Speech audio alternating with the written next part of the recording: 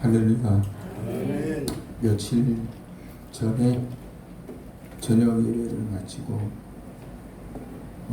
집으로 가는 길에 집사님 한 분이 목사님 천고마비의 계절인 거 맞습니다. 그렇게 말씀합니다. 저도 오늘 아침에 천고마비의 계절이구나 그런 생각을 해봅니다. 제 얼굴이 통통 살쪘죠. 어제 저녁에 라면 하나 끓여서 다 먹고 아까워서 국물까지 훌쩍훌쩍 마시고 잤더니 통통하게 살이 올랐습니다. 이대로 쭉 가도 괜찮겠죠?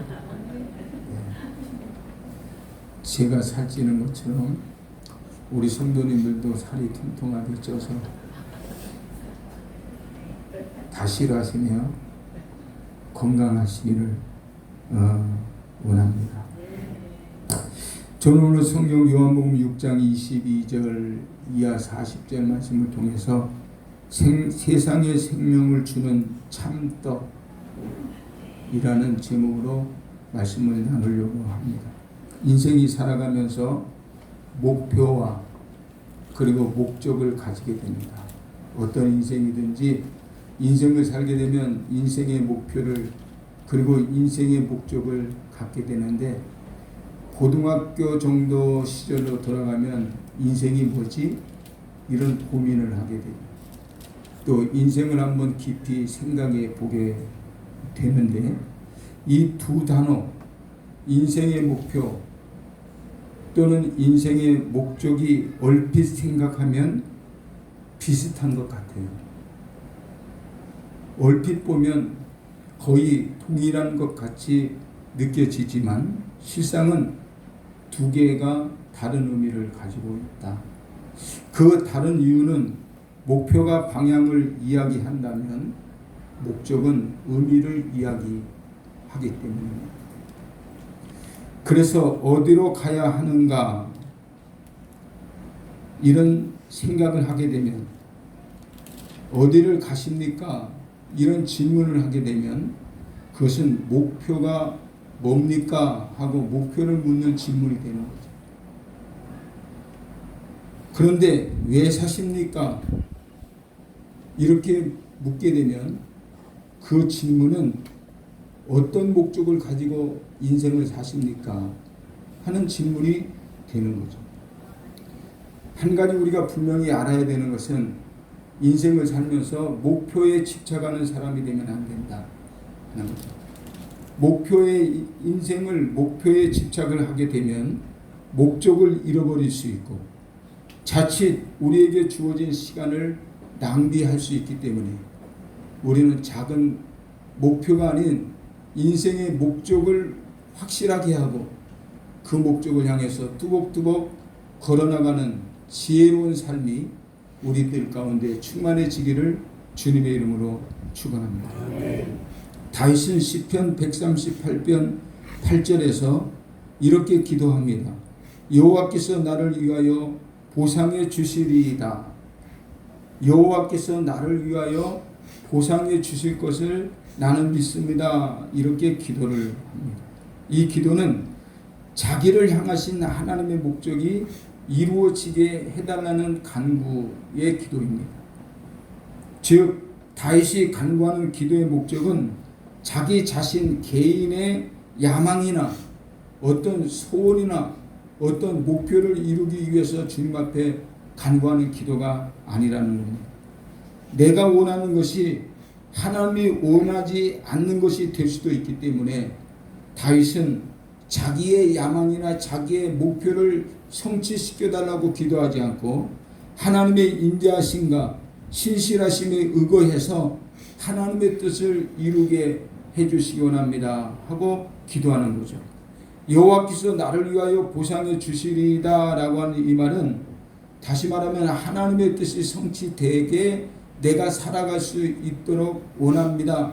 내가 하나님의 뜻을 이루는 삶을 살아가기 원합니다. 그러면 하나님께서 내게 보상을 주시고 하나님께서 내게 은혜를 주실 것을 나는 굳게 믿습니다 라고 기도한 것이죠. 비록 가진 것은 없고 아는 것은 별로 없을지라도 나는 주님을 믿습니다 라고 간구하는 기도입니다. 주님을 사랑합니다. 주님의 도구로 우리 모두가 쓰임받기를 기대합니다. 그런 자세로 주님께 기도하는 다윗의 비전, 다윗의 마음속에 있는 이 꿈은 다윗의 것이 아니라 하나님께서 다윗의 마음에 심어놓은 하나님의 꿈이고 하나님의 비전이에요. 그래서 이 하나님의 꿈과 하나님의 비전을 성취하는 삶을 내가 살아가기를 원합니다. 그러면 하나님께서 내게 보상을 주시리라 믿습니다 하고 기도하는 것이죠. 인생의 말년에 있었던 모세도 시편 90편 12절 말씀 보면 이렇게 기도합니다. 하나님이여 우리에게 우리의 날 계수함을 가르치사 지혜의 마음을 얻게 하소서. 이렇게 기도를 해요. 모세는 하나님이여 우리에게 우리 날 계수함을 가르치사 지혜의 마음을 얻게 하소서라고 기도하면서 인생의 남은 때를 허비하지 않게 해달라는 거죠. 인생의 남은 때를 허비하면 인생의 목적에서 벗어날 수밖에 없고 인생의 목적에서 이탈될 수밖에 없기 때문에 내 인생의 목적을 성취하기 위해서 주님 내가 나에게 남아있는 날을 쉬어 볼 수 있는 지혜를 허락해 주시기 원합니다. 하나님의 목적이 이끄는 삶을 살아가기 원합니다. 하나님 보시기에 가치 있는 삶을 살아갈 수 있도록 하나님 내게 은혜를 베풀어 주시기 원합니다 하면서 기도하는 모습을 우리가 볼 수 있습니다. 오늘 이 자리에 계신 우리들은 어디에 삶의 최고 가치를 두고 있습니까?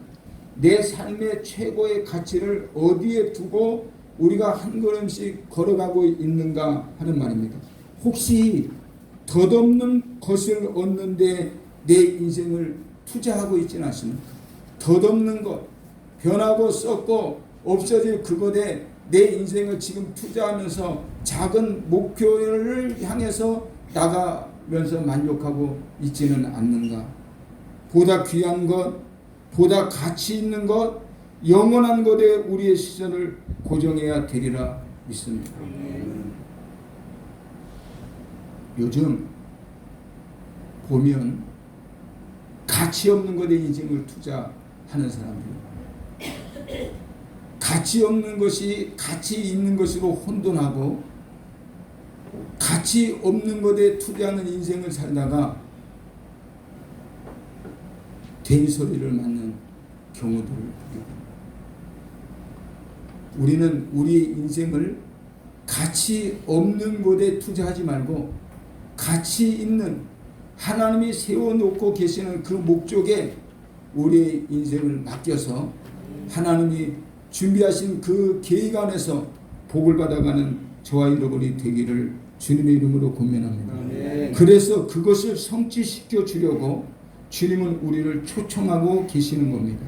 하나님의 은혜를 사모한다면 이제부터 하나님의 말씀을 우리는 붙들어야 됩니다. 하나님의 말씀을 붙잡고 사는, 그래서 좌로나 우로나 치우치지 않는 오직 하나님의 말씀 위에 굳건하게 서는 믿음의 사람이 되어야 될 줄로 믿습니다. 우리가 그렇게 살아가려고 할 때 생명의 말씀이 나를 붙들어 우리의 지치고 병든 영혼을 소생시켜 주시고 하나님께로 우리를 이끌어 가시리라 믿습니다. 그래서 우리의 유익만을 위해서 살지 않고 하나님 영광 위해서 사는 저와 여러분이 되어지기를 주님의 이름으로 축원합니다. 오늘 성경 본문을 보면 예수님께서 가버나움 회당에서 유대인들에게 가르치신 말씀이 내용입니다. 예수님께서 가버나움 회당에서 유대인에게 가르치신 이 말씀을 통해서 예수님은 당신이 누구인지, 내가 누구인지를 정확하게 소개해 주면서 하나님이 원하는 삶을 사는 것이 바로 인생의 목적이 되어야 된다라고 초청하고 있습니다. 그래서 오늘 성경 본문을 몇 가지로 생각해 보려고 합니다. 하나는 유대인들이 예수님을 찾는 이유는 뭘까? 유대인들이 예수님을 찾는 이유가 있을 거 아닙니까? 그 이유는 무엇인가요? 26절 이하의 말씀 보면 유대인들이 예수님을 찾는 이유를 상세하게 기록하고 있는데, 예수님이 당시에는 예수님이 행하시는 기적에만 관심을 가지고 있던 무리가 있었대요. 그들이 갈릴리 바다 건너편까지 예수님을 찾아왔던 이유는 베세다 광야에서 보리떡 5개, 물고기 2마리를 가지고 5,000명을 먹이시고 남기는 기적을 통해서 떡을 배불리 먹고 생선을 배불리 먹을 수 있는 은혜를 체험했기 때문에 이 무리가 예수님을 찾아다녔던 것이죠. 먹고 살기 힘든 시절에 한 끼를 잘 먹고 나니까 예수님이 그리워지는 거예요. 예수님과 함께 있으면 앞으로 배고픔의 어려운 시절은 잊고 살아도 되겠다 하는 생각이 있었기 때문에 예수님을 찾는 거죠. 예수님은 제자들을 배에 태워 먼저 보내시고 산에 혼자 기도하러 가셨는데, 예수님을 찾으려고 하는 이 무리들의 필사적인 노력, 예수님을 어디서 찾지? 어제는 제자들이 먼저 배 한쪽을 타고 갔어요. 근데 항구에 보니까 배가 한쪽밖에 없는 거예요. 근데 그 배를 타려고 하는 사람들 중에는 예수님이 계시지 않아요. 야, 어떻게 된 거지? 예수님을 어떻게 찾지? 그렇게 예수님을 찾고자 하는 노력이 필사적이었다. 결국 가버나움까지 와서 보니까 예수님이 먼저 와 계신 거예요. 그래서 25절에 보면 랍비여 언제 여기 오셨나이까 하고 묻는 거죠. 어제 타고 간 배에도 예수님은 가시지 않고 산으로 기도하러 가셨고, 오늘 우리가 타고 온 배에도 예수님은 계시지 않았는데 와보니까 예수님이 계신 거예요. 그래서 선생님 언제 여기 오셨습니까? 어떻게 오신 겁니까? 깜짝 놀라서 묻고 있는 것이죠. 큰 무리가 거기까지 자신을 찾아온 이유가 예수님이 누구이신지 알기 때문이 아니에요.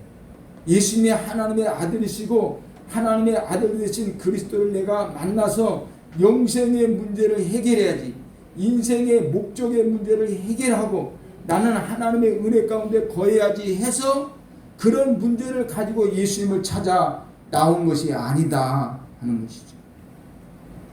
그들이 예수님을 찾은 이유는 뭔가요? 예수님이 일으켰던 표적을 보고 예수님을 찾아 나온 것이죠.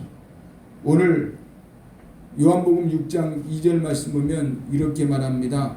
큰 무리가 따르니 이는 병자들에게 행하시는 표적을 보았습니다. 큰 무리가 예수님을 쫓아다니는 이유가 뭐죠?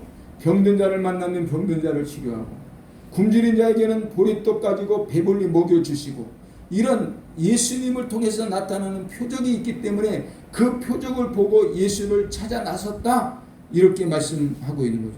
표적을 보고 왜 예수님을 찾아 나섰을까? 14절 15절 말씀 보면 14절에 이렇게 말씀합니다. 그 사람들이 예수께서 행하신 이 표적을 보고 말하되 이는 참으로 세상에 오실 그 선지자라 하더라. 그러므로 예수께서 그들이 와서 자기를 억지로 붙들어 임금으로 삼으려는 줄 아시고 다시 혼자 산으로 떠나 가시니라. 많은 사람들이 예수를 찾는 그 이유는 이는 세상에 오실 그 선지자다. 이 선지자가 보리떡 5개로 물고기 2마리로 5,000명을 먹이신 역사를 보니까 이분을 붙들어다가 임금에 앉혀놓으면 앞으로 우리 백성들은 먹는 것 때문에 걱정하지 않아도 되겠다. 그러니까 자신들의 배를 채우는 문제를 위해서, 그 문제를 해결하기 위해서 예수님을 찾아다녔다. 근데 예수님께서 그것을 다 아셨다 하는 겁니다. 사랑하는 여러분, 예수님을 찾아 나서는 이유가 어디에 있어야 됩니까? 내 굶주림을 채우기 위해서, 내 배가 다시 배고픔을 막기 위해서 예수님을 찾으면 안 된다 하는 것을 지금 우리에게 보여주고 있는 거죠. 그들은 오병이어의 이적이 가지고 있는 영적인 의미를 깨닫지 못했어요. 예수님을 왕으로 세워서 자기들의 필요가 채워지는 육신적인 메시아 왕국을 꿈꾸면서 예수를 찾았다는 것이죠. 즉 그들에게 예수님은 자신들의 목표를 달성시켜주는 도구에 지나지 않은 거죠. 우리의 목표, 내 인생의 목표, 우리 민족의 목표를 달성시켜주는 도구로 예수는 충분해. 그러면 예수를 데려다가 임금의 자리에 올려놓으면 우리 목표는 다 달성할 수 있어. 그리고 예수를 찾으러 필사적인 노력을 하면서 예수를 찾았다는 겁니다. 오늘 성경 26절 보면 26절에 이렇게 말씀합니다. 예수께서 대답하여 이르시되 내가 진실로 너에게 이르노니 너희가 나를 찾는 것은 표적을 본 까닭이 아니요 떡을 먹고 배부른 까닭이로다. 이렇게 말씀합니다. 내가 진실로 너에게 이르노니라고 하는 이 말씀을 시작으로 무리를 책망하고 계시는 거죠. 예수님께서 자기를 찾는 무리의 마음, 심중을 꿰뚫어 보시고 계시는 거죠. 그들이 예수님을 찾는 이유가 떡 때문이래요. 떡 때문. 예수님이 보여주신 이적들은 그가 하나님이 보낸 메시아임을 알리는 분명한 표적이었어요. 보리떡 5개, 물고기 2마리로 5,000명을 먹이는 이 표적은 내가 메시아야. 내가 하나님의 아들이야. 내가 세상을 구원시키려고 왔어. 그것을 알게 하고 그것을 깨닫게 하시려고 오셨다. 그런 얘기예요. 근데 떡을 먹으면서 예수 그리스도가 하나님의 아들이신 거, 예수 그리스도가 그리스도인 것을 깨닫지 못하고 오직 떡에만 시선이 꽂혀 있다는 거예요. 조금 전에 우리가 시선이라고 하는 찬양을 했지만 이 사람들은 그런 시선이 없었어요. 떡에만 시선을 꽂아놓고 고정시키고 저분만 있으면 떡 문제는 다시 걱정하지 않아도 된다고 하는 그런 시선을 가지고 예수를 찾아 나섰다는 것이죠. 굶주린 육신의 배를 채우기 위해서 이들은 예수를 찾았다. 자, 우리는 왜 예수를 찾습니까? 지금 이 자리에 모여 예배하는 나는 왜 이 자리에 나와 있느냐? 지금 예배하는 나는 무엇을 찾기 위해서 어떤 목표를 가지고 예배하고 있는가? 우리들의 가정의 평안을 위해서입니까? 육신의 건강을 위해서입니까? 물질의 복을 받기 위해서입니까? 왜 나오신 겁니까? 육신의 건강보다 더 소중한 것이 영혼의 건강입니다. 우리가 살아있는 동안에 영적인 문제를 해결하지 않으면 영혼이 비참한 상태에 빠질 수밖에 없어요. 영원한 상태에 빠지는 그 모습을 우리가 벗어나서, 그런 상황에서 벗어나서 영원한 안식, 하나님이 준비하시는 그 영원한 소망의 축복을 우리가 갖기 위해서 예수를 만나야 될 줄로 믿습니다. 주님은 그들에게 영생하는 양식이 있대. 너네가 찾는 것은 먹어도 영생하지 못해. 너네가 찾고자 하는 그 떡을 먹으면 그것은 죽어. 그런데 죽지 않고 영생할 수 있는 양식이 있어 라고 말씀하면서 인자, 나를 만나야 돼. 내가 주는 떡을 먹어야 돼. 내가 세상을 살리려고 온 참떡이야. 그러니까 나를 먹지 않으면 안 돼. 내가 주는 떡 좀 먹어봐. 이렇게 지금 말씀하고. 보리떡 가지고서는 영생할 수 없대요. 예수의 떡을 먹어야 영생할 수 있대요. 예수님이 이 땅에 오신 것은 우리에게 영원한 생명을 얻게 하시려고 오셨대요. 이것이 우리들이 예수를 찾는 이유여야 한다. 우리가 예수를 찾는 이유가 떡 얻으려고 예수를 찾는 게 아니라 영생, 구원, 하나님의 은혜를 얻으려고 예수를 찾아야 된다라고 가르쳐주고 있습니다. 두 번째로 오늘 성경 본문 속에 나오는 말씀에서 그러면 나는 누구냐? 예수님이 나는 누구냐? 예수는 누구냐? 예수는 하늘에서 내려온 참떡이 된다 라고 30절 이하에서 말씀합니다. 29절 말씀 보니까 예수님이 하나님께서 보내신 이를 믿으라 하셨더니 무리들이 그러면 예수를 믿을 수 있도록 표적을 보여주십시오 이렇게 말하죠. 바로 전날 예수님은 표적을 보여줬어요. 오병이어로 5천 명을 먹이는 표적을 보여줬어요. 그런데도 그들은 31절에 이렇게 말을 합니다. 기록된 바 하늘에서 그들에게 떡을 주어 먹게 하였다 한가 같이 우리 조상들은 광야에서 만나를 먹었습니다. 계속해서 떡을 요구하는 거예요.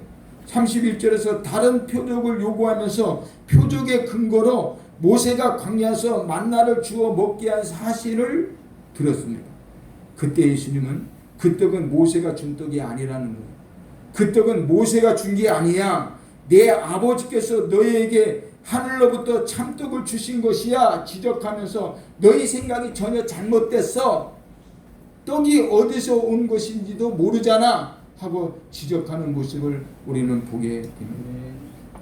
예수님은 떡으로 육신을 배부르게 하셨지만 그것을 통해서 예수님이 누구신지 알고 그 예수를 믿도록 하기 위해서 오병이어의 기적을 일으킵니다. 단지 그들의 육신의 배를 채워주기 위해서 보리떡 가지고 기적을 일으킨 게 아니라 그 떡을 받아 먹으면서 과연 이분이 누구지? 보리떡 5개로 5천 명을 먹이시는 이 예수는 과연 누구지? 아, 이분이 하나님의 아들, 우리가 기다리던 메시아, 나의 구세주 예수 그리스도시구나 하고 예수를 영접하고 예수를 믿기를 기대하신 거죠. 모세는 하나님이 이스라엘 지도자로 세워서 민족의 해방과 구원을 가져오게 했지만 예수님은 하나님의 아들로서 세상을 지배하고 있는 사탄으로부터 구원을 주어서 생명을 누리게 하시려고 오신 거죠. 단지 민족 해방이 아니라 사탄의 권세로부터 구원시켜서 영원한 천국, 영원한 안식을 얻는 삶을 주시려고 예수 그리스도께서 이 땅에 오셨다는 것입니다. 그래서 예수님은 모세가 준 떡보다 지금 하나님이 이 세상을 구원하시려고 보내주신 이 떡을 먹어야 돼. 그러니까 내가 떡이야 이렇게 말씀하고 있는 거죠. 예수님은 자기 자신을 하나님이 보내신 떡이래. 내가 생명의 떡이다 이렇게 말씀하셔요. 내가 떡이라고 자신을 떡으로 소개하는 그 말씀 속에 담겨진 의미는 뭔가요? 하나는 떡의 기원입니다. 떡의 기원. 이 떡은 세상에서 온 것이 아니고 하늘에서 내린 것처럼 예수님도 하늘에서 오신 분이다. 나도 하늘에서 왔어. 떡이 만나라고 하는 떡이 하늘에서 내려온 것처럼 나도 하늘에서 왔어. 하나님이 나를 보내셨어. 왜? 세상에 영생을 주려고 내가 왔어. 그러니까 떡의 기원에 대해서 말씀하시려고 내가 생명의 떡이다 이렇게 말씀하시는 것이고, 또 다른 하나는 떡을 먹음으로 사람들이 육신의 힘을 얻는 것처럼 생명의 떡을 먹는 사람이 되어야, 예수를 영접하고 예수를 믿는 사람이 되어야 영원한 생명을 얻을 수 있다는 거예요. 떡을 먹어야 내 육체에 힘이 생기는 것처럼 생명의 떡 대신 예수를 먹어야 영원한 생명을 얻을 수 있어 라고 하는 것을 가르쳐 주기 위해서 예수님은 자신을 하나님의 떡이라고 표현했고 생명의 떡이라고 표현하고 있는 것이죠. 예수님은 위의 세상에 있는 영원한 생명, 위의 세상, 신령한 나라, 하나님의 나라, 그 세상에 있는 영원한 생명은 사망밖에 없는 이 아래 세상, 이 땅은 사망밖에 없는데 사망밖에 없는 이 아래 세상에 영원한 생명을 주시려고 오신 거죠. 하늘에 있는 하나님 나라에 있는 영원한 생명을 사망밖에 없는 이 땅에다가 하나님께서 공급해 주시려고 예수 그리스도를 생명의 떡으로 이 땅에 보내셨다는 겁니다. 예수님은 생명의 떡이기 때문에 예수님에게 오는 자는 결코 줄이지 아니할 것입니다. 예수님을 믿는 자는 영원히 목마르지 않을 것이다 라고 말씀하고 있습니다. 그러니까 무리들의 귀가 솔깃해져. 34절 말씀 보면 34절에 이렇게 말씀해요. 그들이 이르되 주여 이 떡을 항상 우리에게 주소서. 왜 솔깃해진 거예요? 하나님이 예수님이 떡 주겠다고 하니까 솔깃했는데 보통 떡이 아니라 한 번 먹으면 결코 줄이지 않는다. 한 번 마시면 결코 목마르지 않는 그런 생명수로 내가 너에게 왔어. 그러니까 귀가 솔깃해져서 34절 말씀에 이 떡을 항상 우리에게 주소서. 예수님이 행하시는 표적을 보았고 예수님이 하시는 말씀을 들었는데 여전히 이 유대인 이 백성들은 이 무리들은 썩을 떡만을 생각하면서 그것을 달라고 졸라대는 어리석은 모습을 우리는 보게 됩니다. 무리들이 떡만 쳐다보고 있을 때 주님의 마음은 얼마나 답답했을까. 우리들이 오늘 이 자리에 나와서 떡만 생각하고 있다면, 세상의 것만 생각하고 있다면, 나의 출세와 명예와 내 자리만을 생각하면서 이 자리에 앉아있다면 주님은 그 무리들을 보았던 그 답답한 심정으로 나를 지금 보고 계시지 않겠느냐. 혹시 주님이 우리의 중심을 들여다보시면서 그와 같은 생각하시지 않도록 우리가 영적으로 깨어 있어야 되고 주님을 의지하는 믿음과 주님의 뜻을 분별하는 지혜의 사람이 되시길 주님의 이름으로 축원합니다. 세 번째, 오늘 본문이 주는 메시지는 예수를 믿는 자가 영생을 얻는다. 예수를 믿는 자가 영생을 얻는다. 누가 떡을 먹을 수 있느냐? 예수 영접하는 사람이 떡을 먹을 수 있다. 유대인들은요 이런 자부심이 있었어요. 우리는 하나님께로부터 선택받은 선민이라고 하는 자부심. 우리는 선민이야. 우리는 유대인이야. 우리는 너네들하고 달라. 하나님이 특별히 우리를 택하셨어. 우리는 하나님의 백성이야. 그런 자부심과 당당함이 있었다는 거죠. 그래서 마지막 심판의 때가 오면 이방인들은 다 멸망할지라도 우리들은 전부 구원을 받는다고 생각을 하고 있는 거예요. 그래서 영생의 떡에 관심이 없어요. 마지막 심판의 때가 오면 이방인들은 다 멸망해도 우리는 구원받아. 왜? 우리는 선민이니까.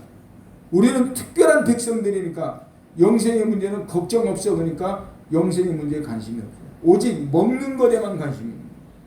근데 예수님은 그런 생각을 가지고 있는 유대인들에게 한마디 하세요. 착각하지 마.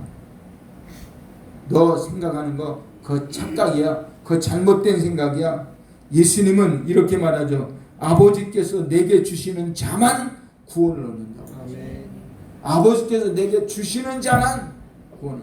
그것이 유대인이든 그것이 헬라인이든 그게 이방인이든 관계없이 하나님이 내게 주시는 자만 구원을 받는다. 우리의 구원에 대한 하나님의 주권을 강조하는 거예요. 구원은 내 생각대로 되는 것도 아니고 네 생각대로 되어지는 게 아니라 하나님이 주시는 자만. 그러니까 구원은 하나님의 주권에 있다는 거예요. 하나님이 하시고자 하면 돌들을 사람 만들어서라도 구원하신다는 거예요. 하나님의 주권. 하나님이 보내신 예수님을 믿지 않으면 하나님의 말씀을 저버리는 것이고, 하나님의 말씀을 저버리면 유대인이라고 하는 것 때문에 당연히 구원받는 줄 생각해. 그거 잘못됐어.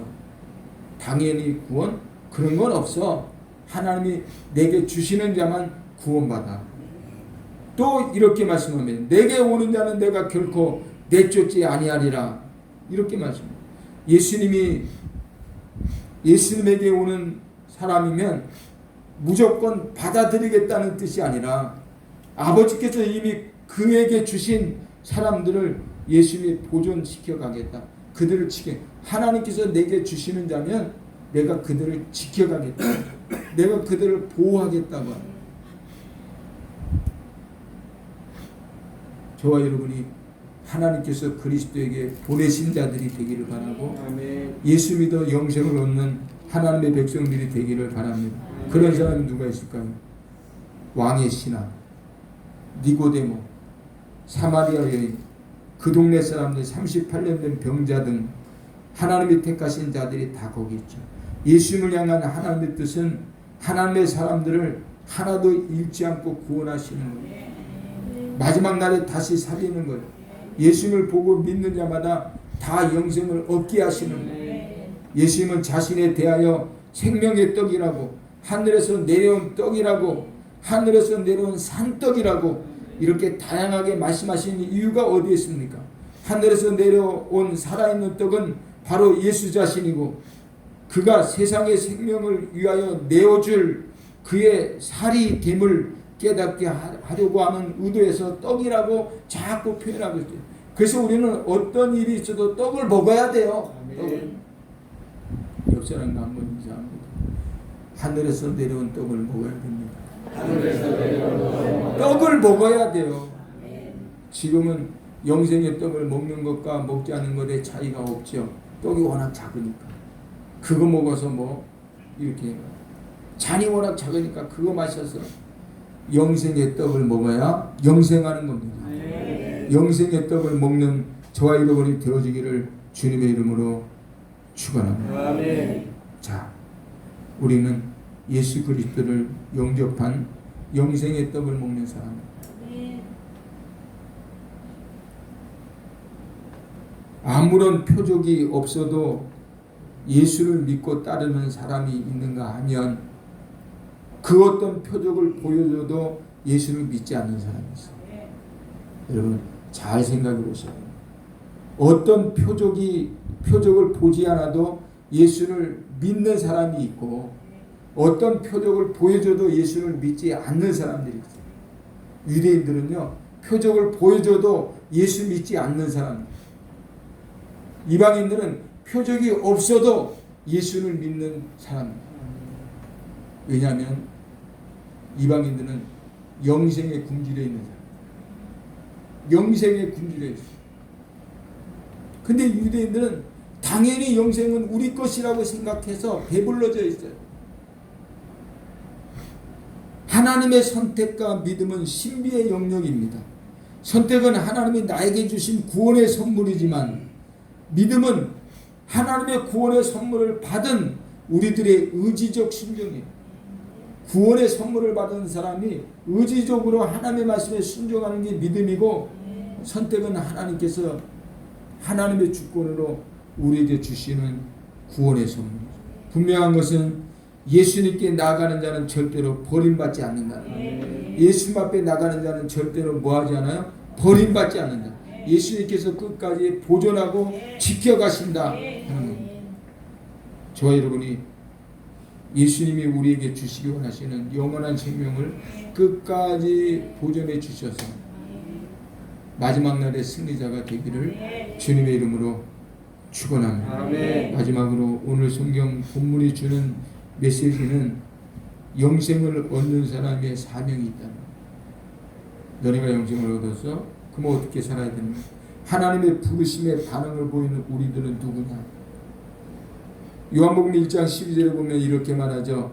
영접하는 자 곧 그 이름을 믿는 자들에게는 하나님의 자녀가 되는 권세를 주시나니, 이렇게 말합니다. 하나님께서 우리를 왜 자녀 삼으셨습니까? 하나님께서 나를 자녀 삼으신 이유가 뭡니까? 그것은 일시키려고, 나를 일꾼 삼으려고 하나님이 나를 자녀 삼은 거예요. 왕관 하나 씌워놓고 너 거기 평안히 앉아있으라 그러려고 주님이 우리를 택하신 게 아니고, 나를 일꾼 삼으시려고, 하나님의 일을 나에게 시키려고 하나님이 우리를 자녀 삼으셨어요. 무슨 일을 시키려고 하나님이 우리를 자녀 삼으셨을까요? 하나는 예수를 모르는 사람들에게 영적인 굶주림을 느끼게 하는 거예요. 요즘은 양심도 파괴되고요, 도덕이 파괴됐어요. 죄를 지었는데도 뻔뻔해요. 양심, 도덕, 윤리 같은 것은 사치스러운 것이 되어버리고 말았어요. 이미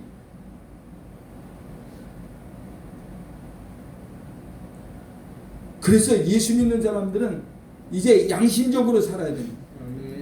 저 사람이 비양심적으로 산다고 해서 우리도 같이 비양심적인 사람이 되면 안 돼요. 비도덕, 비윤리적인 삶을 산다고 해서 나만 손해나? 그리고 우리가 같은 존재가 돼서는 안 돼요. 예수 믿는 우리는 더 양심적으로 살아야 되고, 예수 믿는 우리는 더 도덕적으로 살아야 되고, 더 윤리적으로 살아야 될 줄로 믿습니다. 말만 그러면 안 돼요. 말은 그렇게 하고, 말은 사회주의적인 말하고, 취하는 것은 자유주의적인 것을 취하고, 그건 아니에요.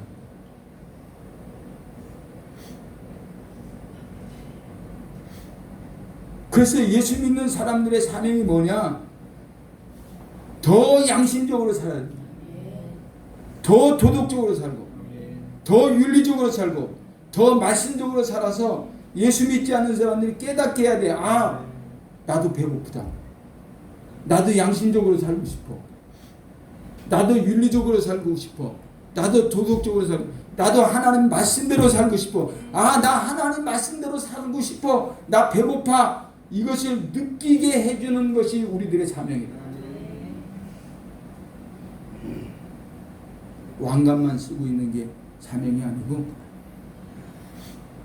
우리가 말씀대로 살아서 말씀대로 살지 않는 그 사람들로 하여금, 아, 나도 말씀대로 살고 싶어. 나도 예수 믿고 싶어. 그런 배고픔, 영적인 배고픔을 느끼게 해줘야 되고 깨닫게 해줘야 된다. 그게 우리들의 사명이다. 육신의 배고픔만 있지 않고 영적인 배고픔도 있어 하는 것을 알게 해야 됩니다.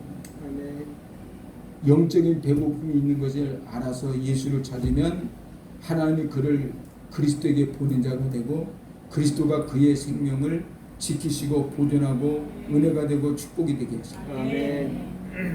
하나님의 말씀을 붙잡고 살아가는 삶을 보면서도 깨닫지 못하고 느끼지 못하고 비양심, 비윤리, 비도덕, 비말씀, 말씀에 불순종하는 삶을 살면 그는 버려진 자죠.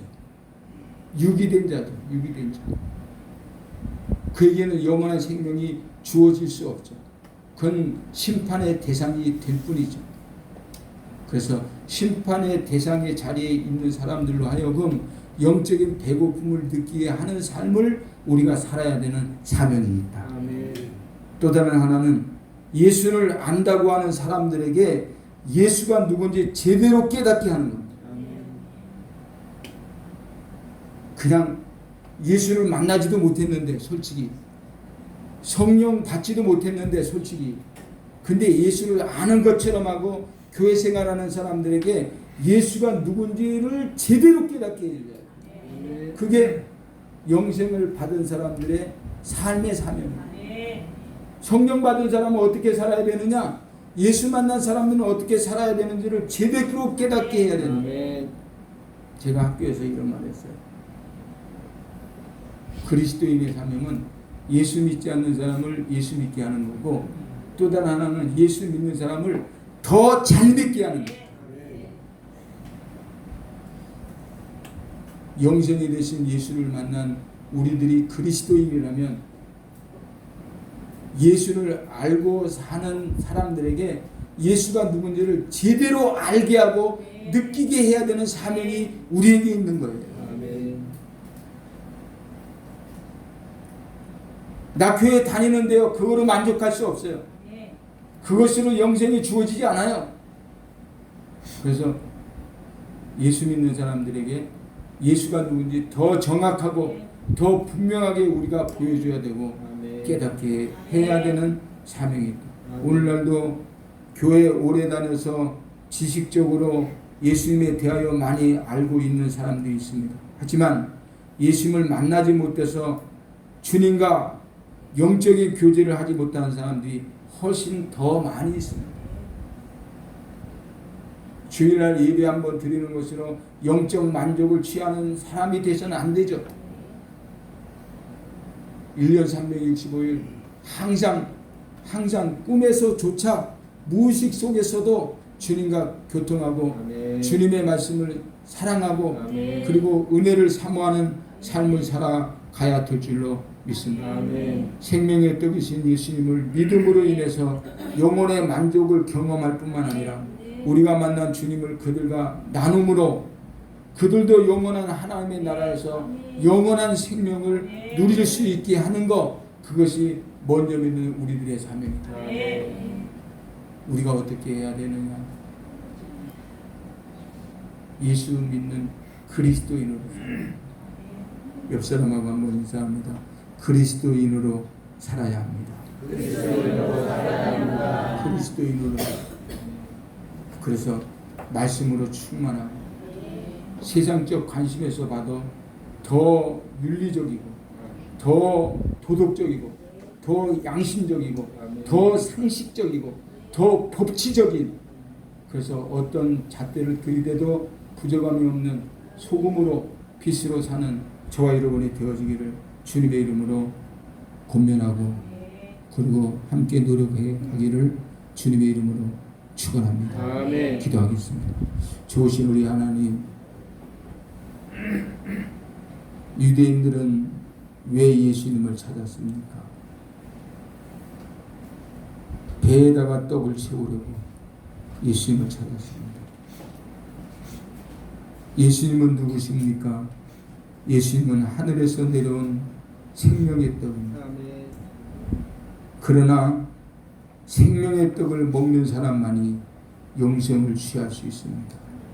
주님, 우리로 생명의 떡 대신 예수를 먹고 영생을 취하여 온전한 그리스도인으로 살아갈 수 있도록 은혜를 베풀어 주옵소서. 그리스도인으로 산다는 것, 하나님의 자녀가 된다는 것이 무엇입니까? 주님, 예수 믿지 않는 사람, 예수를 모르는 사람들이 영적인 배고픔을 느끼고 예수를 믿게 하는 삶이 그리스도인의 사명입니다. 예수를 알기는 아는데, 예수를 듣기는 들었는데 자세히 알지 못하고 그분을 만나지 못한, 성숙하지 못한 그리스도인들이 예수를 만나고 예수를 먹고 싶은 배고픔 속에 배고픔을 느낄 수 있도록 하는 것이 우리들의 사명입니다. 예수 믿지 않는 사람들은 예수를 믿게 하고 예수를 믿는 사람들은 더 잘 믿게 하는 이 사명을 우리가 감당해 갈 수 있는 그리스도인들이 되게 하여 주옵소서.